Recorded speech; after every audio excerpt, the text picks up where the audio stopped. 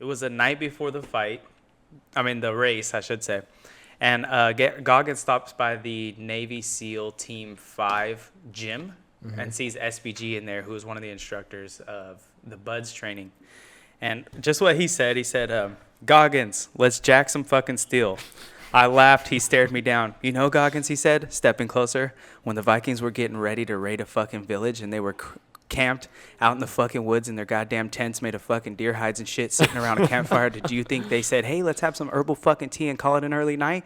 Or were they more like, fuck that, we're all going to get drunk on some vodka made out of some mushrooms and get all drunked up so the next morning when they're all hungover and pissed off, they would be in the ideal mood to slaughter the shit out of some people? And then they went and did a leg day where their legs were throbbing the night before a 100-mile race in 24 hours. You know? Red is of little use to the man who has betrayed his soul. Maybe you're the protagonist in your story, but like there's a million other people. All right, hey, welcome back, everybody, to another episode of Paradyme. We hope you're doing better today than you were yesterday. And don't forget, now equals tomorrow. Before we get started and jump into our content for today, we want to remind you to subscribe to the channel, like the video, leave us a comment down below. We love hearing from you. Also, don't forget to follow us on all our social media platforms. The information will be in the description below. Yes, so in this episode this week, we're going to be discussing Chapter 6 from David Goggins' book, Can't Hurt Me, titled, It's Not About a Trophy. So the first thing is, we want to know what our favorite parts were and why. Do you have yours already? Go ahead, Dave. So I just a highlight. I try to minimize my highlights as much as possible to highlight significant moments. But my favorite part where he's talking about, it's during the race. And he phrases, when your body's broken and beaten, when you're confronted with agonizing pain and staring into the unknown, your mind will spin, and that's when those questions become toxic. The questions he's referring to are why he's doing what he's doing. In this case, he's running 100 miles in 24 hours. Right. And then he goes on by stating, if you aren't prepared in advance, if you allow your mind to remain undisciplined and in an environment of intense suffering, it won't feel like it, but it is very much a choice you are making. The only answer you're likely to find is the one that will make you stop as fast as possible. Why I found so much significant in that is because I think he broke down why people need to become more disciplined, because it's not a battle with you and the external world, it's about battle with you and you. So if you're not prepared, especially when it comes to if it's financial, if it's physical pain, if it's emotional pain, when you're under this pressure, if you're under this scrutiny of agonizing pain of any sort, and you're not prepared to go through it, the first thoughts you're going to have are those doubtful ones. So if you're not prepared to handle those doubtful thoughts, your first thing to do is to quit and give up and kind of take a step back and be like, I don't want to do this no more. Right. So that's my significant point in this whole chapter, especially with him running 100 miles in 24 hours. There's a lot of stuff you could talk about in this chapter, but that was mine. My favorite part comes like right before that. In the paragraph before, it says, it's funny, humans tend to hatch our most challenging goals and dreams, the ones that demand our greatest effort yet promise absolutely nothing when we are tucked into our comfort zones. I was at work when Cosman laid out his challenge for me. I just had a warm shower, I was fed and watered, I was comfortable, and looking back, every single time that I've inspired to do something difficult, it was in a soft environment. Because it all sounds doable when you're chilling on your fucking couch with a glass of lemonade or a chocolate shake in your hand. When we're comfortable, we can't answer those simple questions that are bound to arise in the heat of battle because we don't even realize they're coming. But those answers are very important when you're no longer in your air-conditioned room under your fluffy little blanket. When your body is broken and beaten, when you're confronted with agonizing pain. So it precedes exactly that part. That was your favorite part, but I think it was my favorite part because I've noticed this behavior even in myself. But growth doesn't occur when we are comfortable or aimless. We can't improve without being in the crucible of life. We can't find ourselves without being in the crucible of life. And I've been doing a lot of running recently, listening to David Goggins running videos. It's the top one you find. Motivational. While I'm running, just listening to it. And he says, you hear people say when they get out of high school or something like that, I'm just going to find myself, right? But what are they typically doing? They're not out there in the throes of life, right? Putting themselves through hard stuff. They're just traveling. Yeah. Like, I'm not to say that there's not hard parts about that, but they're not really building themselves in the crucible of life. They're just kind of flowing through it. So I've noticed that even in myself, and I just thought it was a really big part of the chapter for me. Yeah. How about you, David? I really like the part at the end after he finished the race and his, all the like gross details about him, like just straight up killing himself, Feces. dying over the race, and then when he gets back to the his wife helps him to the apartment, and instead of going to the ER, something had clicked in his brain where he just realized that he had achieved something that he didn't prepare for, and he had told himself that he wanted to like sort of enjoy that pain that he was in because it was something that he had earned. I don't know, I really like that, and I like the fact that there's this part where he says, I knew then that I had been selling myself short, that there was a whole new level of performance out there to tap into, and he didn't prepare for that. So it made him wonder, like, what if I do some sort of preparation? Like, what could I do then? And I think it's amazing, dude. I don't even know how this. It sounds like he was just close to death at this point. Like, I'm like, Kidney failure. bro, Yeah. people die over it. You know what I mean? Yeah. But definitely.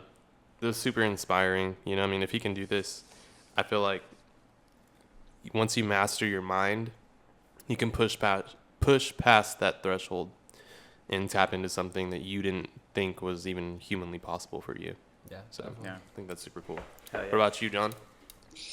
Yeah, my favorite part was just the dialogue he had with himself while he was doing the 100 miles, and like him describing the pain he's going through and his just continuation through it. It just reading it helps me like push myself like in little increments more than what I was pushing myself prior, because I was like, dude, if this guy can straight up like keep pushing that 65 miles, keep pushing that 70 miles, you can go ahead and run 3 miles, dude. Like, don't be a pussy, That's for sure. Yeah. So like when I started having like a tight chest and stuff or whatever, feeling fatigued, I'm like, dude, you're gonna be all right. This guy ran 100 miles, like drinking like protein shakes and shit, like no water, Ritz crackers. like you're gonna be fine. So that was my favorite part of the book. Hell yeah. I just wanted to mention, too, on page 167, there was like an honorable mention. It was the night before the race, I should say. And Goggins stops by the Navy SEAL Team 5 gym and sees SBG in there, who was one of the instructors of the Buds training. And just what he said, Goggins, let's jack some fucking steel.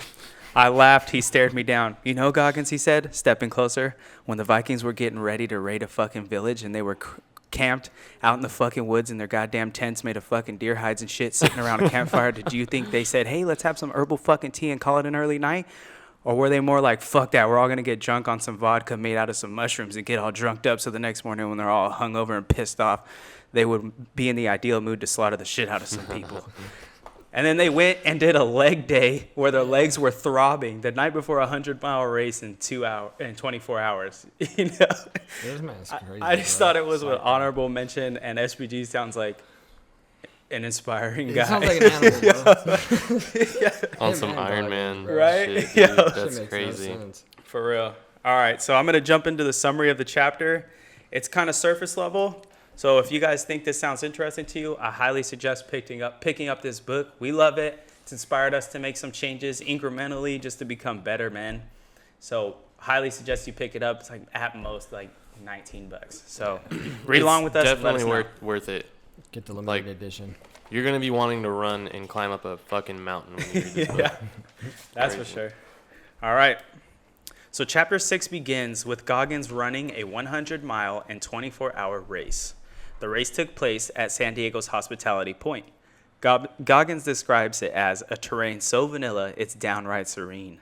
The road is almost entirely smooth asphalt and perfectly flat, save a brief 7-foot incline with the pitch of a standard suburban driveway. But the day after John Metz, the race creator, chalked his easy 1-mile course, it became the scene of my total destruction. Prior to this race, Goggins hadn't run more than a mile in 6 months, and his only dose of cardio was 20 minutes on the elliptical once a week. Still, he thought it was a brilliant idea to try and run 100 miles in 24 hours. Not only that, but the night before the race, Goggins stopped by the SEAL Team 5 gym and hit an extreme leg day with SBG. After his workout session, he came up with his nutrition plan for his 100-mile race: 1 box of Ritz crackers and 2 4-packs of Myoplex, a thick protein drink. Goggins paid no sufficient/adequate attention to what his body would need for a 100-mile run. What makes this even crazier is that he took on this challenge with only 3 days' notice. To pursue his ultimate goal of running and competing in the Badwater 135 race, he had prerequisites he had to complete. The completion of at least 100-mile race, or one 24-hour race covering at least 100 miles. SBG, one of the Navy SEALs Buds instructors in Goggins' classes, attempted to have the prerequisites waived through an email. In this email, SBG guaranteed Goggins would finish top 10 because of the fact he was a SEAL, but the race creator wasn't having it. So Goggins gave him a call. The creator states on the call, "We have certain standards for getting into our race, and that's the way it is. But hey, there's a 24-hour race in San Diego coming up this weekend. Go run 100 miles and get back to me." Goggins shared that Kosman's voice, was dripping with sarcasm. After all that Navy SEAL bluster, Goggins accepted and wound up running the San Diego one day with 3 days' notice. Everything was going great until the 26th mile. Goggins still kept up a great pace, remaining in 5th place, but the pain was becoming real. His quads throbbed, feet were chafed and bleeding. After the 50-mile mark, his pace slowed, and he soldiered on in a fugue state. Pain washed through Goggins in waves, and his thighs felt as though they were loaded with lead. A few miles later, Goggins' lungs seized up and his chest rattled as he hawked up knots of brown mucus. At mile 69, the small 7-foot ramp buckled his knees and sent Goggins reeling backward. He staggered and nearly capsized, and at the 70-mile mark, he couldn't take another step forward. And sure as the Earth's rotation, those questions rose up in his head. Had anybody in the history of mankind even attempted something so foolish? Could this even be done? Why? Why the fuck am I still doing this to myself? Kate, his now wife, a nurse, guided him to his lawn chair and removed his shoes. His tube socks were caked in blood from cracked toenails and broken blisters. Goggins sat there, face in palms, for 20 minutes, watching his cushion of time dwindle as he ate some of those Ritz crackers and drank his thick protein drink Myoplex. Kate put his shoes back on and helped him stand back up. Goggins, in ungodly pain, began to walk as the world wobbled on its axis. But he was walking at a pace way too slow for the successful completion of 100 miles in 24 hours. 4 hours later, at nearly 2 a.m., Goggins had hit the 81-mile mark, and Kate broke some news. She said, "I don't believe you're going to make the time at this pace." Goggins' why coming into the race was in remembrance of the Operation Red Wings, but when shit really hit the fan, reasons had to get personal. Why? Why are you still doing this to yourself, Goggins? He screamed in response, "Because you are one hard motherfucker." Goggins felt a surge of energy build immediately, and this is when David found his own imaginary cookie jar. Goggins shares, "The cookie jar is a concept I've employed whenever I need a reminder of who I am and what I am capable of. We all have a cookie jar inside of us because life, being what it is, has always tested us. Even if you are feeling low and beat down by life right now, I guarantee you can think of a time or two when you overcame the odds and tasted success. It doesn't have to be a big success or victory either. It can be something small." The cookie jar became Goggins' energy bank. Whenever the pain became too much, he dug in and took a bite. The pain was never gone, but it only came in waves because his brain was otherwise occupied. Using this concept, Goggins pushed through and completed 101 miles in 19 hours and 6 minutes. With the destroyed body to prove it, Goggins stamps this chapter with, "The human body can withstand and accomplish a hell of a lot more than most of us think is possible. And that all begins and ends in the mind," which brings us to challenge 6. All right. Thank you very much for that summary, Jay. Sure. You're really good at summaries. Thanks, man. I'm like, I have an idea too. feels like for I'm reading how we're gonna use the summaries. the story again in my head. But So, for those of you watching, so challenge 6 at the end of this chapter is referring to the cookie jar. So take inventory of your cookie jar. Crack your journal open again. Write it all out. Remember, this is not some breezy stroll through your personal trophy room. Don't just write down your achievement hit list. Include life obstacles you've overcome as well, like quitting smoking or overcoming depression or a stutter. Add in those minor tasks you've failed earlier in life, but tried again a second or third time and ultimately succeeded at. Feel what it was like to overcome those struggles, those opponents, and win. Then get to work. So set ambitious goals before each workout and let those past victories carry you to new personal bests. If it's a run or a bike ride, include some time to do interval work and challenge yourself to beat your best mile split. Or simply maintain a maximum heart rate for a full minute, then 2 minutes. If you're at home, focus on pull-ups or push-ups. Do as many possible in 2 minutes. Then try to beat your best. When the pain hits and tries to stop you short of your goal, dunk your fist in and pull out a cookie and let it fuel you. If you're more focused on intellectual growth, train yourself to study harder and longer than you ever before, or read a record number of books in a given month. Your cookie jar can help there too. Because if you perform this challenge correctly and truly challenge yourself, you'll come to a point in any exercise where pain, boredom, or self-doubt kicks in, and you'll need to push back to get through it. The cookie jar is your shortcut to taking control of your own thought process. Use it that way. The point here is to make yourself feel like a hero for the fuck of it. It's not a hooray for me session. It's to remember what a badass that you are, so you can use that energy to succeed again in the heat of battle. All right, and so who would like to go first? We broke down our cookie jars into a physical one, a mental one, and an emotional one, and each of us are going to talk about ours. Yeah, so I have mine already because like I like the way you broke it down, and I think I mentioned that when we had like our virtual. So physical, I would just say recently climbing to the top of metal, like to me that was like an accomplishment. That shit was Hell crazy. yeah, like, dude. fucking shaking and like not being able, I think the height thing is like now I'm more comfortable. Like if we go to do it again, I'm like, bro, I'm not worried about the height. I'm more Right. of like, can I do it multiple times? Can I get up there, get down, get up there, get down? Because I couldn't even do it a second time. Like my arms were done. Toast, yeah. So that's a physical thing. I think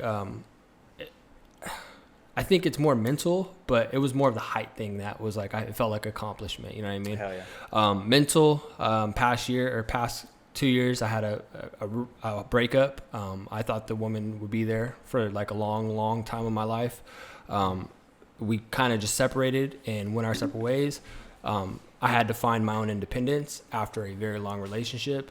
You know what I mean? I think people that have gone through stuff like that know what I'm talking about. It's sort of hard to find that dependence when you've always had someone in your life for a long time.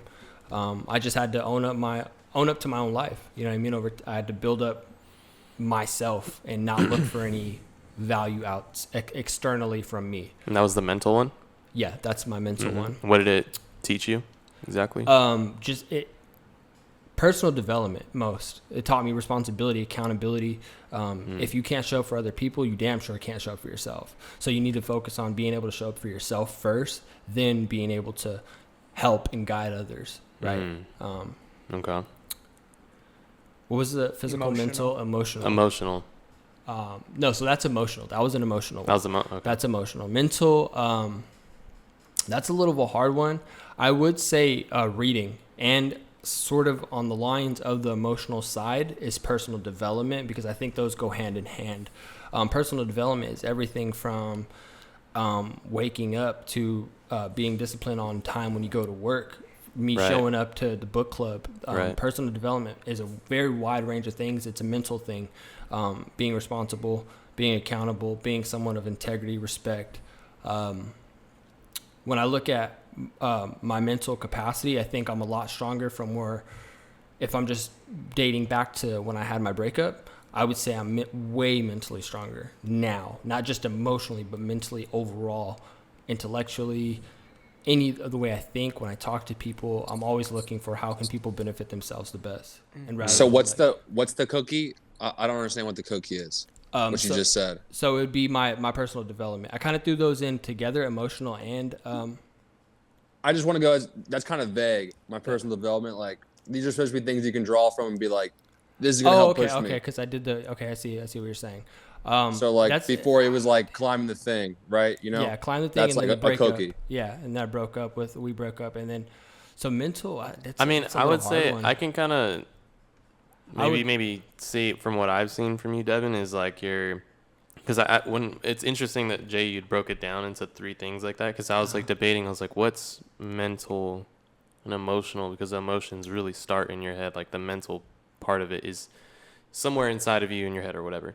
But I mean mental, you're like your ability to learn to really focus and study and learn how to trade. That's one thing I would say, like that's your cookie, you know what I mean? That's something that you can grab. Like I came from this to now, and I know how to really practice my cognitive ability to study and read charts, and you've learned a lot, you know what I mean? So- Sure, yeah, That's there you go. definitely Like one. chart That's a good reading. one. That's That's a something good like one. I was just trying to get you not be so Yeah, vague hone about in, it. yeah. I wanted you to like be like, this is a thing, right? Yeah. This is a closed circle. And I Definitely. think John makes a good point too, because like let's say you get to a point, and you know I've been at this point. I don't know. I know you probably have, but you get to a point where you're trying to learn something, right? And you're like, I just can't figure it out. Yeah. You need to be able to dunk your hand in that cookie jar and be like, this is why I can do it. If I can do this, I can do that. If you're like my personal development, the cookie's kind of crumbly and it breaks apart in your hand. everywhere. you know? Yeah, it's like real vague. Like, yeah, exactly. So if you're like, I want you to pull something solid. Yeah. Just so, I like, learned how to read charts. That's not easy. You know what I mean? You learned how to do it. You learned how to apply your own methods to doing that. Yeah. You know, that cookie has structure. You know what I mean? Where if you're really learning something and you hit a wall, because it's going to happen, you want that cookie to be one that you Strong, can yeah, really pull from. pull. Yeah, you know? definitely.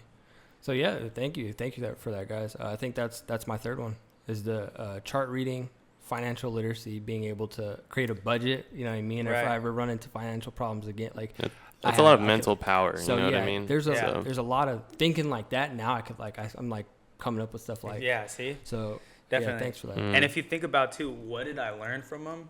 That kind of helps you kind of hone in on a specific Yeah. piece, right? Okay. I have these 3 cookies, but what did I learn from them? That's where you'll get really the cookies that are like down deep in there. Yeah. You know? Mhm. Dig deep. Definitely. All Oh, right. yeah. Good ones. Good ones. I can, for me, for my physical one, it was when I feel like I need to reach down in that cookie jar. There was a point where I had set this goal to be able to do 20 pull-ups consecutively. This is the first thing that came to mind. Is I didn't think I'd be Yeah. able to do that because I've always been like a really not physically fit like kid, and I was always like that weakest person in the room. And when I got older and really invested into my health and my physical well-being and going to the gym, with John, and really all of these things sort of really solidified and took place when we started the beginning of this book club. And I didn't think I could do it, but now I can do it like nothing. And it's like, yeah, I remember when you were working on that stuff. Yeah. That's really Yeah. cool. and when physically, when I'm in the gym, it taught me that even though it feels probably impossible to achieve I want to be able to bench press this, or I want to be able to pull up like 100 pull-ups or do 300 push-ups in a day, or some crazy number, I can always look back and be like, well, I thought it was impossible for me to really do 20 pull-ups consecutively, and there was a point where I couldn't even do like 2. So I reach in that cookie when I'm really trying to get somewhere and reach a physical goal for myself. I'd say for my mental one, this one took me a little bit of time to think about. I was thinking about this one today, and I broke it down to when I had decided to do my freelance graphic design business at home, and I put myself into the mental space that I needed to be in, as if I already had a graphic design job that I loved, and that I really learned to appreciate. And I woke up early, even though I didn't have a set schedule to clock in with or have someone on my back. I trained myself to study people's day in the lives who were graphic designers. And I think mentally, I just pictured I had to live the life that I wanted even then. And it eventually, that pattern or that repetition or vibrating at that level, if you will, for lack of a better term, I just lived that design like pattern or routine, if you will, that I needed to do to eventually just train myself to get to a point where like I could have a better job if I wanted to apply for a company, which ultimately that's what ended up happening. So anytime where I feel like, you know, I want to live this life, or I want to like perform my career at a certain level, I kind of can remind myself that I can train or practice my mental ability to act as if I am doing that, and my career isn't like, it's learning to enjoy like that journey of like, all right, I'm gonna get there one day, and I really had to put my mindset into that position to do that. And then for my emotional one, I would say that one had to deal with the breakup too, so sort of similar to Devin's, but I wrote down, I learned to understand that everyone wears a different lens on their eyes. That's like that goes back to the first book that we had read, which was The 7 Habits of Highly Effective People. And learning that everyone has a different lens on their eyes and that two people could be right really was something that helped me forgive those who I felt had hurt me in a way. I think it was a really big reality check for me, and that I needed to hold myself accountable and not sort of blame. It helped me to understand we were both right and we both did something, so it helped me to forgive. And I think it teaches me to sort of get a good grip on my emotions. Whenever I feel like I'm getting emotional about something because someone sees something one way, I think I can remind myself that they actually have a different lens on their eyes. So it helps me just not react and be so reactive because I feel like someone else is saying something that's hurting me. So emotional mastery, I think, was something big for me, and it came out of just learning that we all wear different lenses on our eyes. Oh yeah. Yeah, Definitely. I like that a lot. That like helps me out like all the time now. Yeah. Hell Everyone's got a different paradigm. yeah. All right, John. How about you? Okay. My 3 cookies were for physical. So for physical, I wrote down running the 7 miles with like a 7-minute 30 pace. That was just a big accomplishment for me physically. I'd never done anything like that before. Yeah, that's wild. So being able to do that for me, I was like, you haven't even scratched it yet, dude. I was like, This is the best you ever performed. And I was like, and you're training by yourself, I was like, you can do more than this. And so that kind of goes along with this chapter too, and I know like he did 100 miles, which is crazy, but I was like, hey, dude, maybe you can do 10 miles, Yeah. So I'm trying to work back up to that. So now when I'm running, I was like, dude, you're not tired. Like, you've done more than this, faster than this. Don't be soft. For emotional, I talked about, and I wrote down this new job and becoming a welding teacher. It's full circle in my life. My welding teacher in high school had a huge impact on me, and I'd always tell him that I wanted his job, and the journey I've got to be on because I decided to take welding in high school, and the connection I've been able to make, and how I get to be doing it right now, and I'm able to affect these kids and stuff, dude. It's just so wild to me, like my journey's still continuing, and it gets me excited. It gets me excited to see them. Although you guys haven't even started yet.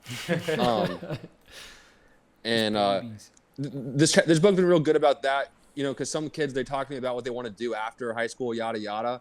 And I was like, that's cool. I was like, but why do you got to wait till next year, till after you graduate? Why don't you start that now? What's stopping you, And I'm trying to teach them more to, like, take advantage of right now. Like, why do you guys always put, like, grandiose dreams in the future? Like, what, Yeah. So I think some of them are starting to get that. You know, I was like, don't wait for anything. Go get it right now. So That's I'm happy I'm able to be there. That's a big emotional cookie for me. Mental was my first real job where I joined the workforce, and before I'd been in different places, and I'd been learning about what I've been doing, you know, crafting my skill. And then my first real big job, I went from a pipe fitter helper, to being like the welder pipe fitter lead man for the company, like having my own crew and getting responsibilities and climbing up just the work ladder. I felt very validated with myself and like, hey, look, man, you know something now, right? The company's validated you. They've given you like a level. So I think that was like the first time in my life where I was like, I'm not just some punk. I'm not just some welder. Like, I'm not a screw up. Like, I can be something, you know? Because I always thought I could be, but I just didn't. You know, you just don't know, right? Yeah. So that was like the first taste of like, hey, maybe you can do more than life than just be some. You know, maybe you can do more. So that's a cookie for me. Hell yeah, man. Sweet. Those are all really good. Yeah. Awesome. All right. So I have 3 cookies. I'll start with physical. So I'm sure I've talked about it on here. There's a class we have to take as undergrad called EES 107. And so we did 60 miles in 8 days, followed that up a couple weeks after the semester ended with doing 30 miles in 2 days. And so we would push the limit as to, okay, how far can we really backpack or hike? And so the backpacking 30 miles in 2 days, we had like 40-pound bags on our backs, hike up, like I think it was from 6,000 feet to about 10,000 foot elevation. Damn. And just get up there, you know what I mean? And, you know, I never really experienced elevation like that, hiking, backpacking with weight on like that. So just the physical toll that took, and for like, I took breaks. I'm not saying I did it all in one like, did not stop like we did for 4 miles, but literally, you know, I made it, you know what I mean? And I did it in an element that I had never done that before, right? And so I learned that my body can put out a lot more results than my mind gives it credit for. I even used this on Saturday when David and I decided to run 4 miles continuous, no stopping. Towards the end, after about 3 miles, my body was like, hey, like, you know, you could probably slow down and take a walk now, you know? And it wasn't quite the cardio thing. It was more the legs were just like, dude, just Take a walk, break. you know what I mean? Chill. And then that same thing was playing in my head. I was like, if I can do 30 miles in 2 days, 4,000 foot elevation gain, why can't I do 4 miles in 45 minutes?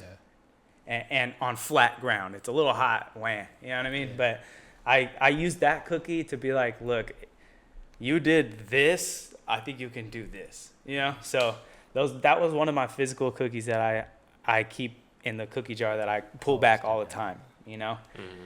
And so for mental, last fall 2020 semester, things were still virtual at Fresno State.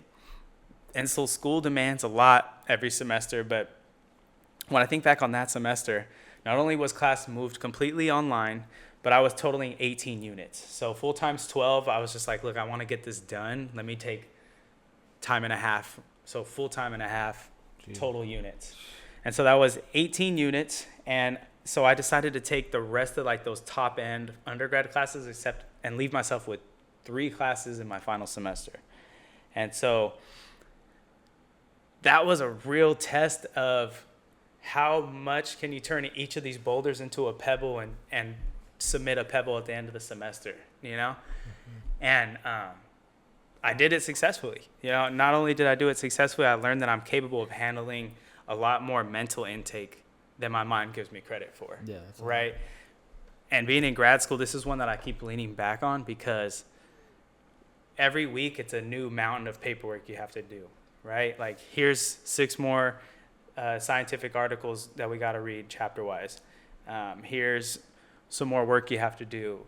Here's some more students you have to grade their work and have full-on discussions to help them learn. Like, there's a lot of mental aspects in grad school that I lean back on this for because it's like, if I can do that, I think I can do this. You know, I'm at full-time now. I'm not doing 18 full semesters, and some of them are grad classes, but the thing is like, if you can do those 18 units all online and make the time to make that happen, plus our book club and plus working out in the gym and stuff, I think you can make it happen this semester, you know? So just kind of reestablishing and reinstituting that confidence in myself through the mental cookie, that's a big one for me.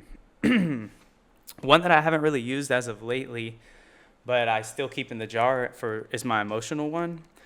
My last breakup really tested emotional strength. I think everybody here can attest to that in their own lives. Mm-hmm. I had nowhere to live and had to make a decision. So I moved from here to Washington State to live and attempt to go to UW Tacoma and make things happen up there. And so, you know, we had a house, we had things going on.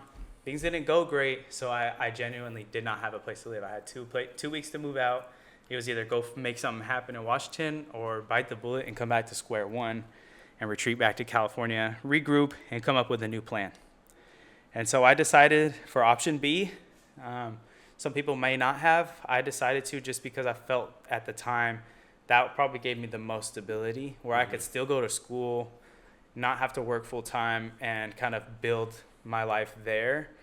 But it would have to have been more work centered than like self-development and school.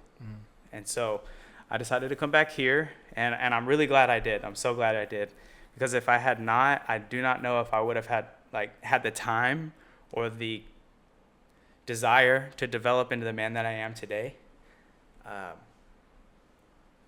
There was a lot of things that went wrong upon coming back.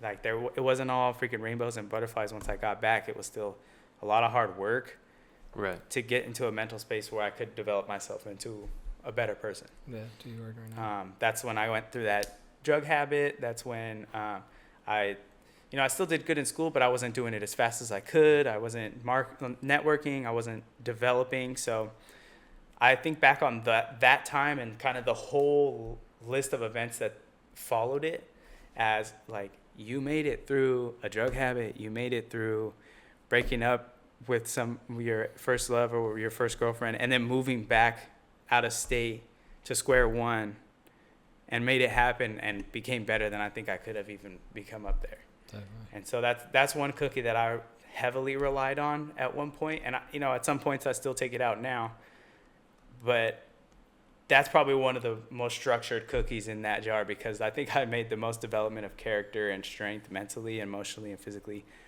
post dating that.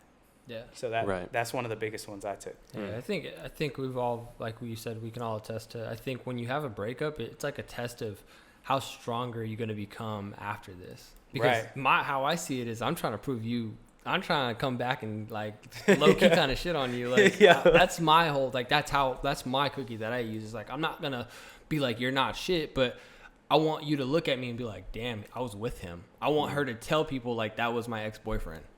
You know what I mean? That's how I see it. Like I want you to look at me like I could have still been with him. Yeah. So and Goggins even mentions it, and like he said, you can't make the big changes comfortable. Yeah. You know what I mean? And what's one of the most uncomfortable positions every young man's been in is after that first breakup. Yeah. That's one of the most uncomfortable times you'll ever have in your life. And if you haven't gone through that yet, you will. If you have, and you know what we're talking about, and I think you could feel it. But that's if you utilize it right, that can be one of the biggest times in your life for growth. Yeah. So really sit there and process what you can learn from that situation and apply it. And remember, there's so much life to live too. It's only one person, you know what I mean? There's Definitely. so many other people to explore and experience. All right. So we've talked about our cookies. We'd love to hear about yours. If you could share some down in the comments below, we'd love to hear about it and be inspired by them. Yeah, hell yeah. And if there's anything else you guys would like to say, you have the floor. You guys have anything or no? I think we're good. Yeah. It's a crazy chapter. I can't wait. Like, if there is someone or our fans are watching these videos, you know what I mean? These things are meant to be applied to your life, and then that's when the change is going to happen, and it's going to be uncomfortable. It's not going to feel good all the time for change. Sometimes change has to break you down in order to build yourself up in the way that you want, Yeah, unless you're David Goggins and you're just built for this shit. Yeah, like, David He Goggins. had his process too. He had his process He too. enjoys it. He enjoys being fucking. Definitely. But all right, John. take us Anything out. you want to mention? You're good? I'm good. Alrighty. All right, cool. Let's wrap it up. All right, guys. Thank you very much for tuning in to another episode. That was Chapter 6 from Can't Hurt Me by David Goggins. Title of the chapter is It's not about a trophy. It's Not About a Trophy. We hope you really enjoyed this episode. We enjoyed making it, and we enjoyed reading it. So before you take off, make sure you subscribe to the channel, like the video, leave a comment. Let's hear about your cookies. I want to be inspired. I want to see them down below. I want some of your cookies. Hell yeah, man. Give me those cookies. I want cookies. And then make sure you follow us on all our social media platforms. All the information will be down in the description below. And don't ever forget, the work you put in now equals who you'll be tomorrow. Maybe you're the protagonist in your story, but like there's a million other people.